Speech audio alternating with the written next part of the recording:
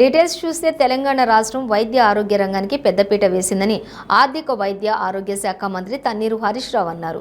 జగిత్యాల జిల్లా కోరుట్లలో 100 పడకల ప్రభుత్వ ఆసుపత్రిని స్థానిక ఎమ్మెల్యే విద్యాసాగర్ రావుతో కలిసి హరీష్ రావు ప్రారంభించారు.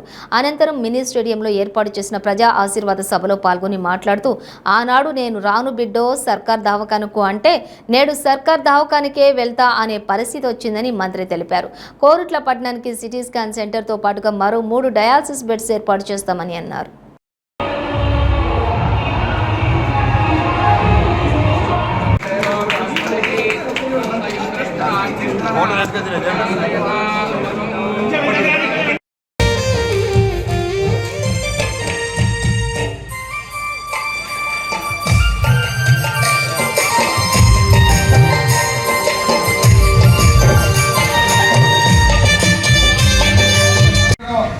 కాంగ్రెస్ పార్టీ పిసిసి అధ్యక్షుడు రేవంత్ రెడ్డి మాట్లాడుతూ మా 10 ఏళ్ల కాంగ్రెస్ పాలనకు 10 ఏళ్ల బీఆర్ఎస్ పాలనకు చర్చ పెడదామా అంటున్నారు. అది చాలా సంతోషం. Me welcome. ఆనాడు మీరందరూ మీరే సాక్ష్యం, ఎవరో కాదు కదా, మీరే నిర్ణయం తీసుకోండి. 10 ఏళ్ల కాంగ్రెస్ పాలనలో మన బట్ట కోసం మీకు తెలియయా? ఆనాడు కరెంటు కావాలంటే కళ్ళల్లో వత్తులేసుకొని చూసినాం. ఆనాడు కాంగ్రెస్ పాలనలో ఉచిత కరెంట్ అని దాన్ని ఉత్త కరెంటు చేసినటువంటి చరిత్ర కాంగ్రెస్ పార్టీ. ఇక్కడ మా తమ్ముళ్ళు బొంబాయికో దుబాయ్కో బతకపోతే మా చెల్లెళ్ళు మరి రాత్రి పూట కరెంటు పెట్టడానికి బావుల దగ్గరికి భయపడుకుంటా పోయినటువంటి రోజులు. దొంగలుంటారేమోనని బంగారం అంతా ఇంత పెట్టి టార్చ్ లైట్ పెట్టుకొని బావి కాడ కరెంటు పెట్టడానికి పోయిన రోజులు మర్చిపోయినామా? ఆ రోజు కరెంటు రాత్రి పూట పెట్టబోయి పాములు గుట్టి తేలు గుట్టి కరెంటు షాకులు కొట్టి ఎన్ని ప్రాణాలు పోయినాయో కాంగ్రెస్ హయాంలో మనకు తెలియదా? ఇలా పరిస్థితి ఉందా? ఆ రోజు ఎప్పుడు వస్తుందో దొంగలు వచ్చే కరెంటు కోసం రాత్రి పూట బావి కాడ తువ్వాలు వేసుకొని పండుతున్న రోజులు. కానీ ఇవాళ పగటి పూట నాణ్యమైన కరెంట్ ఇచ్చి కరెంటు బాధలు ఇచ్చింది కేసీఆర్ గారు, బీఆర్ఎస్ ప్రభుత్వం కాదా ఆలోచించండి. ఆ రోజు మరి ఆనాటి కరెంటు బాగుందంటే కాంగ్రెస్ కోటేద్దాం, ఇవాళ కరెంటు బాగుందంటే బీఆర్ఎస్ పార్టీ కోటేద్దాం.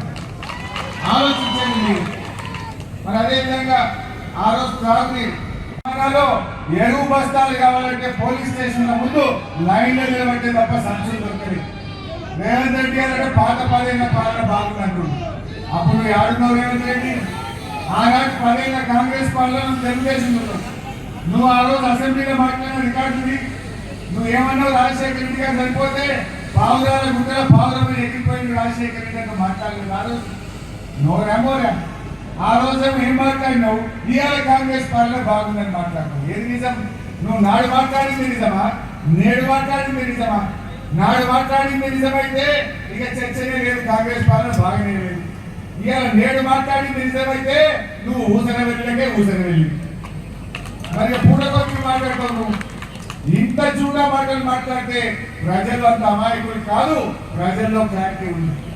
ఇవాళ డాక్టర్ సంజయ్ ఒక యువకుడు, ఉత్సాహవంతుడు. ఇవాళ ఆయన చెయ్యబడితే న్యాయమైతుందని ఎంతో మంది పేషెంట్ దగ్గర చూస్తారు. నేను ఏదో ముఖస్తుడికి చెప్తలేను. మా సిద్దిపేట పేషెంట్లు ఎంతో మంది నా దగ్గరకు వచ్చి ఒక్కసారి సంజయ్ సార్కి ఫోన్ చేసిన అపాయింట్మెంట్ ఇవ్వమంటారు. ఒక్కసారి డాక్టర్ సంజయ్కి చెప్పండి ఎంతో మంది పేషెంట్లు నా దగ్గరికి వచ్చేవాళ్ళు.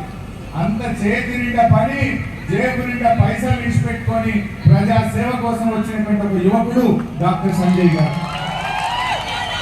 అలాంటి బాగా చదువుకున్నవాడు, విద్యావంతుడు, సమాజం తెలిసినవాడు. అలాంటి వారిని మనం శాసనసభ్యుడిగా గెలిపించుకుంటే ఇంకా మన కోరుట్ల నియోజకవర్గం అద్భుతంగా మనం అభివృద్ధిలో ముందుకు పోవచ్చు. మరి మీరందరూ కూడా ఒక